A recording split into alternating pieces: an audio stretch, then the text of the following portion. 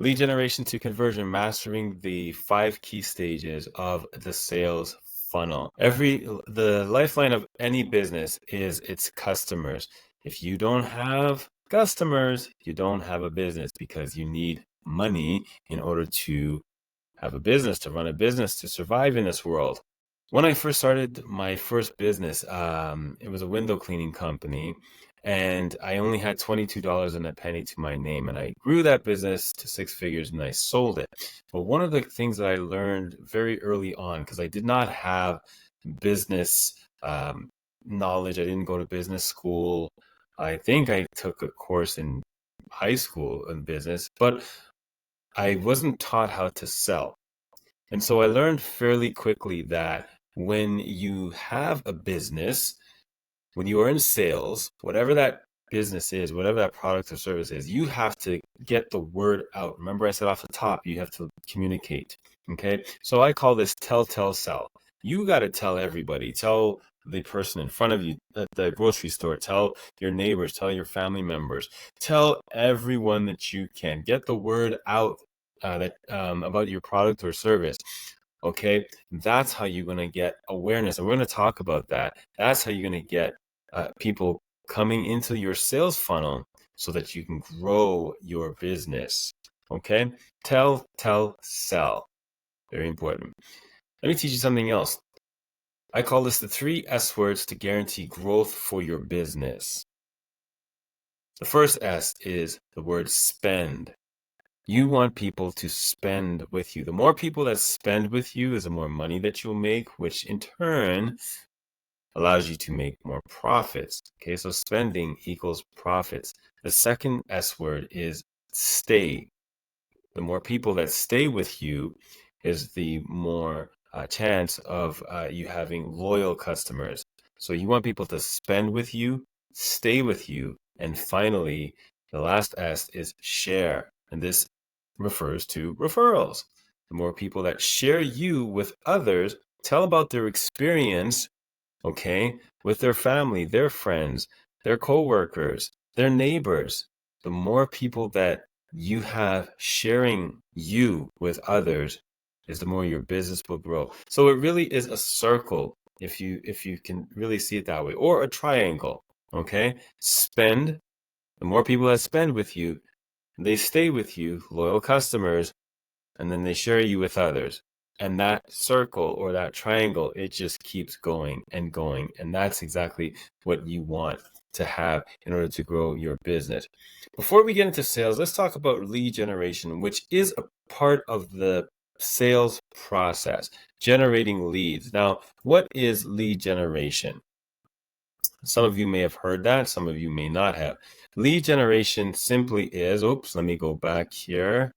Lead generation simply is the process of identifying and cultivating potential customers, which is what we call leads, for a business, products, or service. All right, so identifying.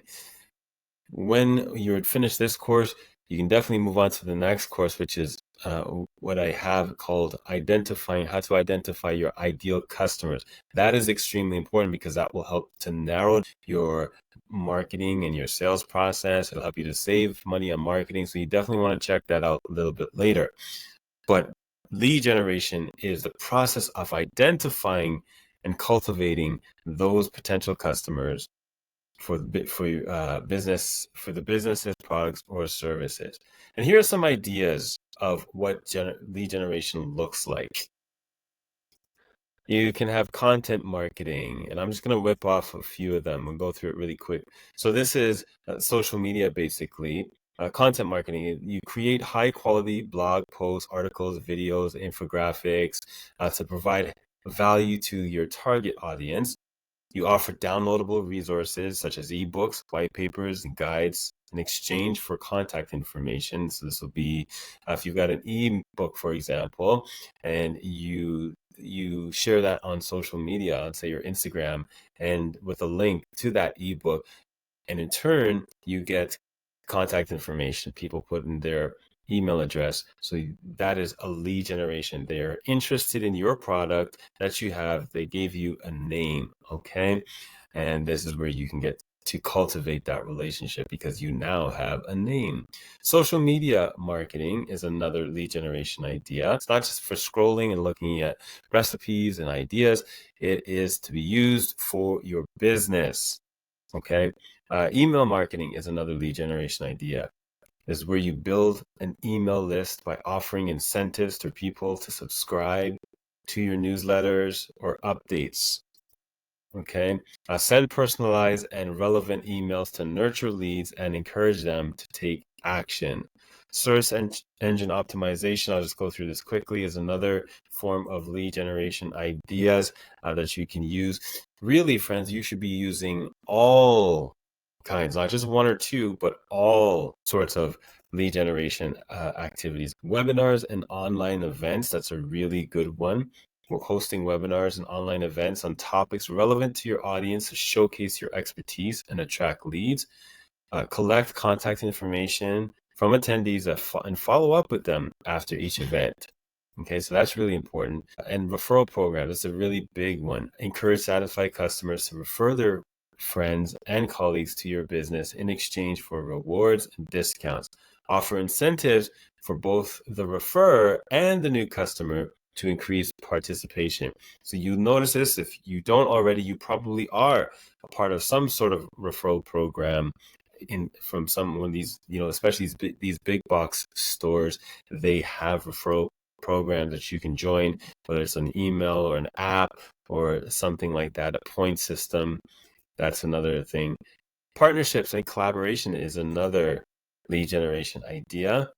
Partner with other businesses or influencers in your industry to reach a wider audience and generate leads.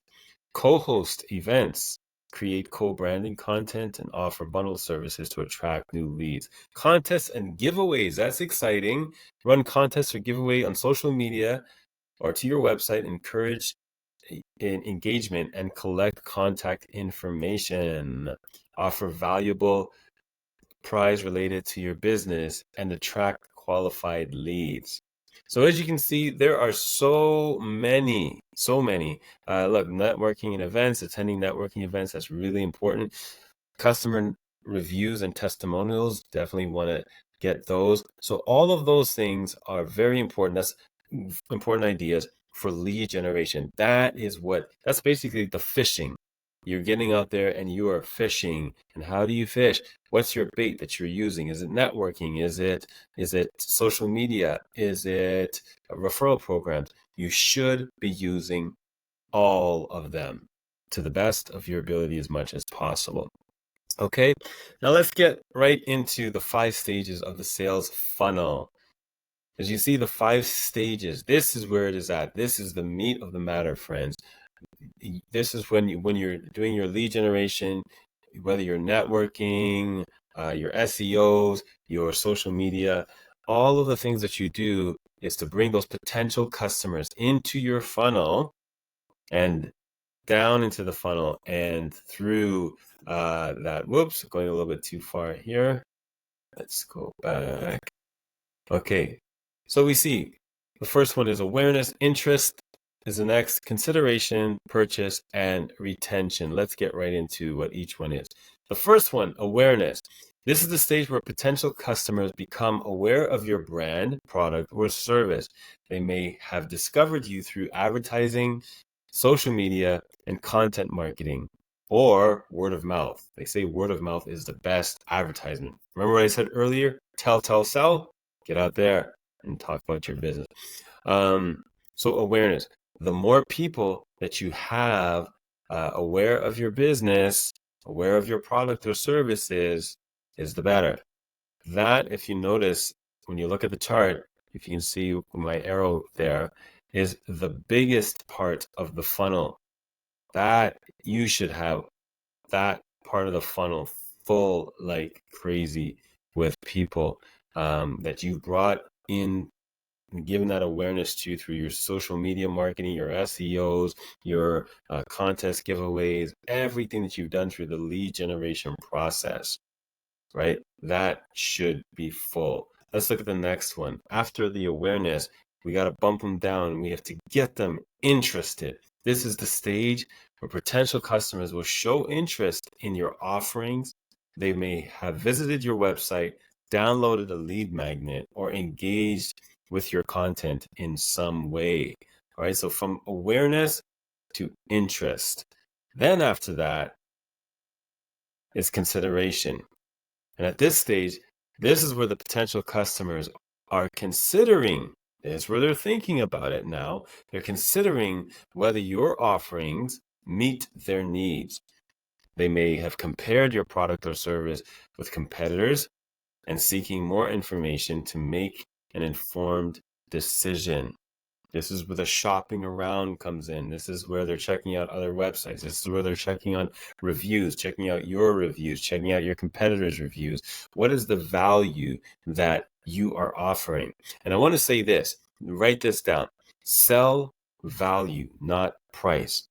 At the end of the day, a lot of times it is not about the price. It's the value. What value are you offering? What value does your product or service have for your potential customer, that person that you're looking at, that you want them to buy your product or services? What is the value that is offering? If it's not meeting a need, if it's not meeting a value, then the chances are of you selling or be successful in closing the deal is very low. Okay, so once they're aware of who you are, they're interested in some way, and then they move down into the consideration phase, the shopping around. But we want to get them away from that consideration phase, and we need them to buy. So this is what I call the close. It's the purchase or the close. You want to close the deal, friends. All right, this is the stage where the potential customer becomes a paying customer. Now they have spent with you. Okay, money into your business, money in your hands. Now they've spent with you. They complete the transaction. They've made a purchase. And then after that, it doesn't just stop there. This is where retention, the final part, the final stage in the funnel, is what we call retention. After the purchase, the goal is to retain the customer and encourage repeat.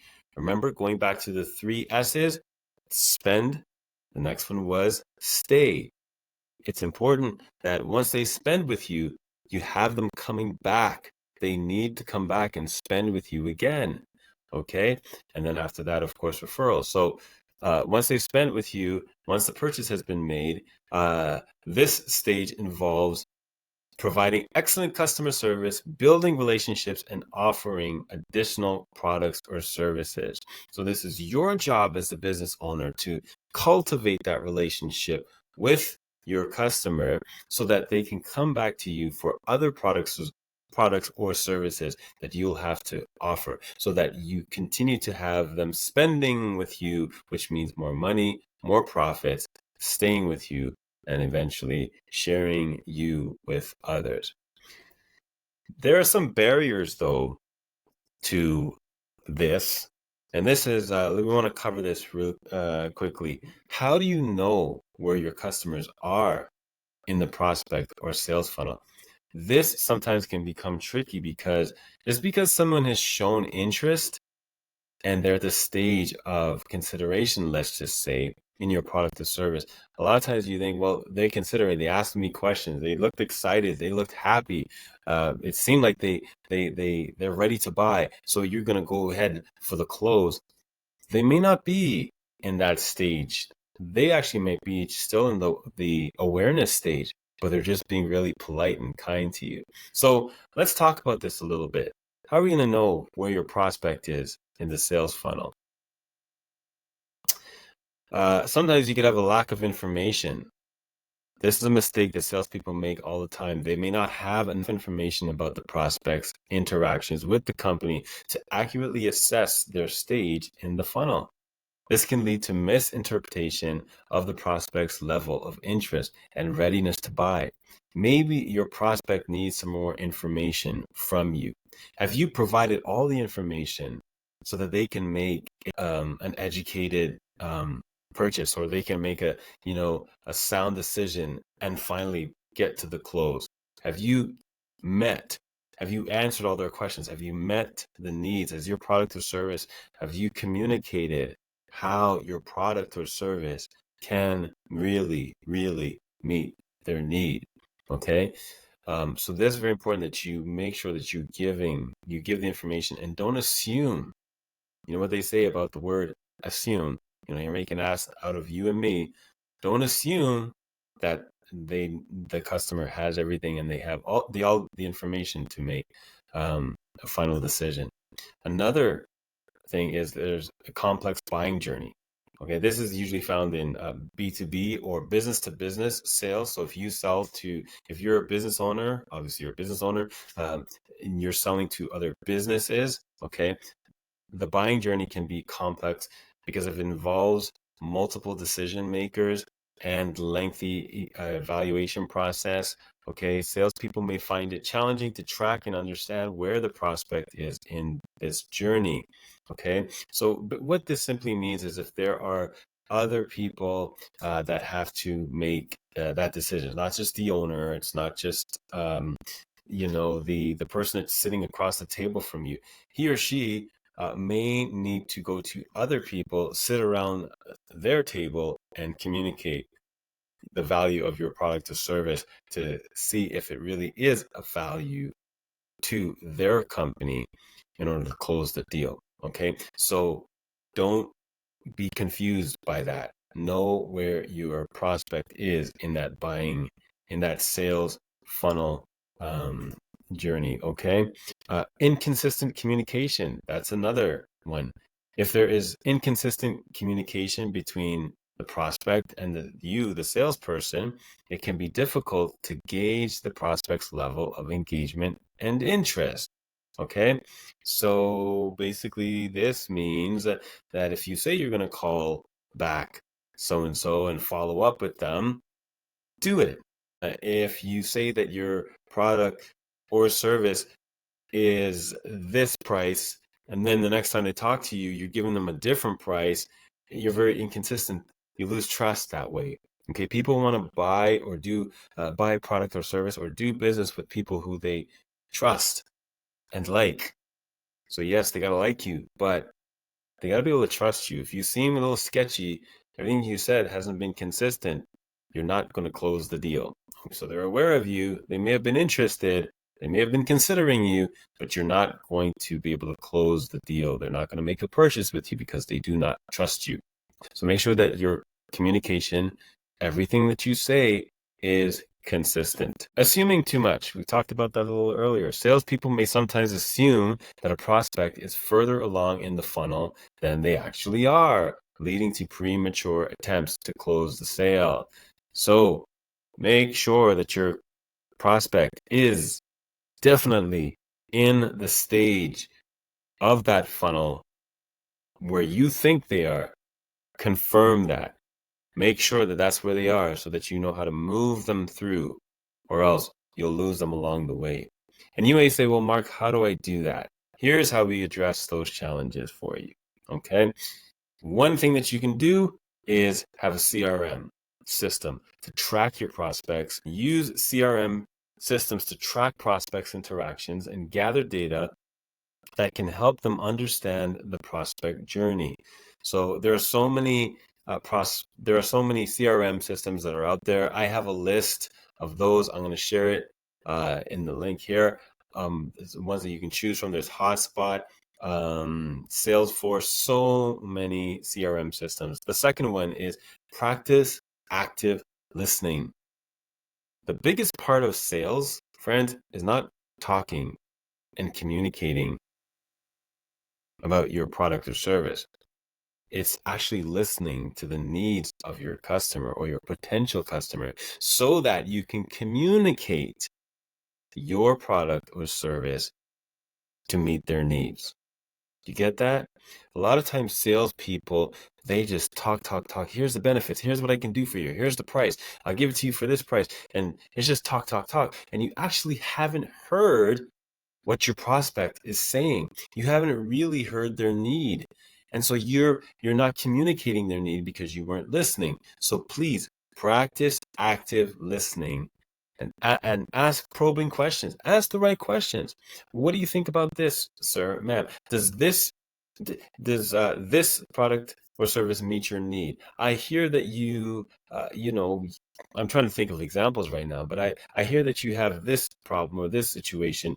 Does my product or service help? If I was able to do this, would you then consider my product or service for you, right? So practice active listening and ask probing questions to uncover the prospect's needs and motivations. Number 3, use lead scoring models. I won't get into that into this course right now, but use lead scoring models to prioritize your prospects based on their level of engagement and likelihood to convert. All right. And the last one, number 4, is continuously engage with prospects to build a rapport and gather insights that can inform the sales approach. Okay. Their sales approach. So this is staying in communication, following up. Following up is key to the growth of your business. It is important to stay connected and to follow up with your prospects. That is really important. And then here's a list of CRMs. Salesforce, HubSpot, Microsoft Dynamics, Zoho. There's so many of those that I will provide for you here in the course. I really suggest that you listen to this recording over and over again because you want to master these 5 key stages to the sales funnel. You want to be a successful business owner, a salesperson, so you know how to communicate your message to your customer, the value that your product or service has to offer. Listen to this, ingest it, and digest it so that you can be successful and make lots of money. You're welcome.